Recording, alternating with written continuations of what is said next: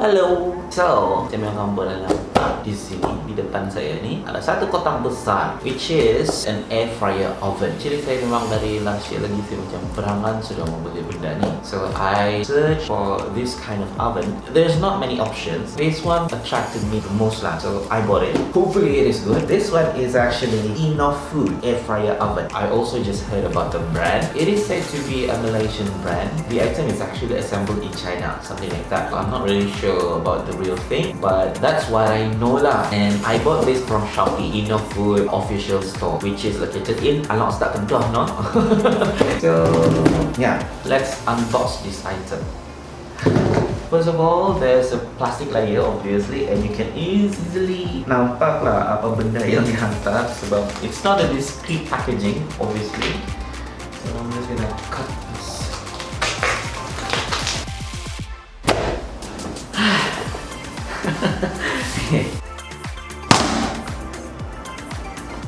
Okay, so I just opened this and there's a warranty card. This one is only 1 year warranty. Ooh, I'm gonna turn this upside down. Mari kita tengok.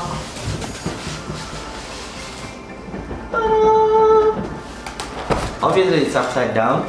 Yeah. This is the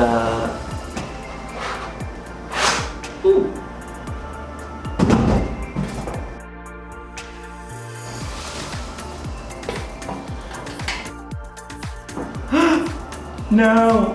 Sudah tercabut. By some plastic, I think. There's a user manual and also food recipes, recipe book. Okay, let's see. Overall, looks good. Oh, 진짜. Oh, okay.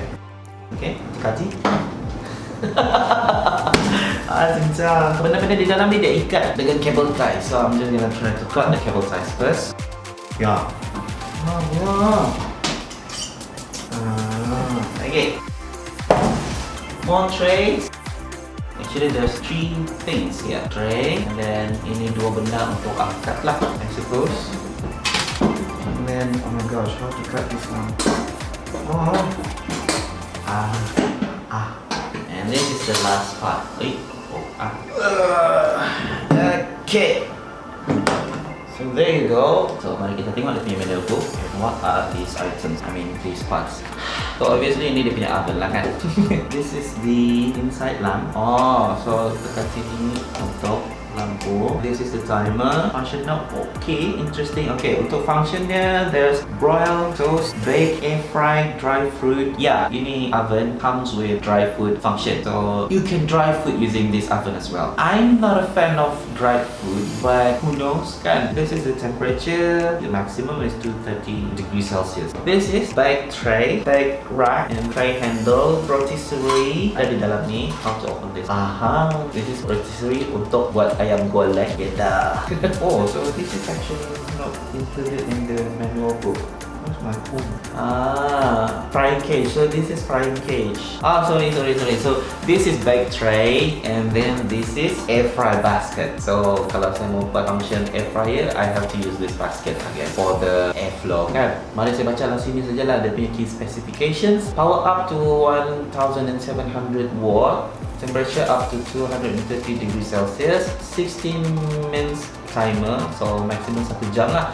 Heat resistance tempered glass window, so this is a tempered glass. 22 liter huge capacity, dehydrate function, itulah tu untuk mengeringkan buah.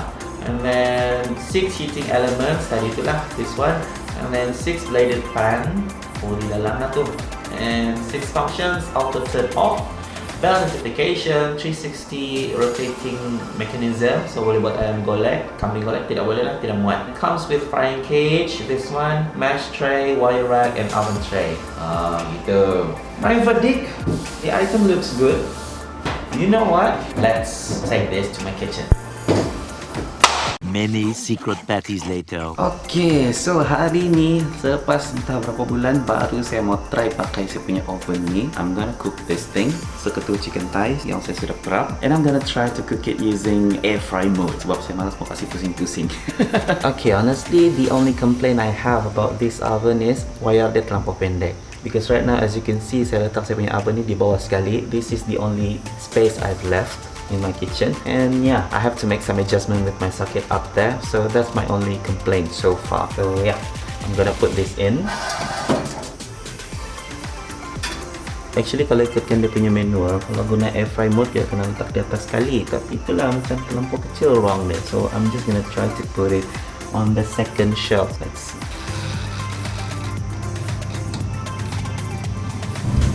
Boiled chicken with the making. And as you can see, tu lah dia punya kipas air fry. Lapar sudah nih. Okay guys, finally my chicken is done. Macam nampak sedap kan? And wedges tu pun actually saya masak dalam oven tu, tapi abaikan cheese sauce yang agak berketul itu. Fail. So my verdict for the oven, okay lah, tempoh masak dia untuk air fry, I have to say it takes longer than conventional air fryer, but yeah, it did the work that it's supposed to do. I think that's all for this unboxing and review video. If you like this video and enjoy it, please do like, share and subscribe. Okay, that's all for now. See you again next time. Bye bye.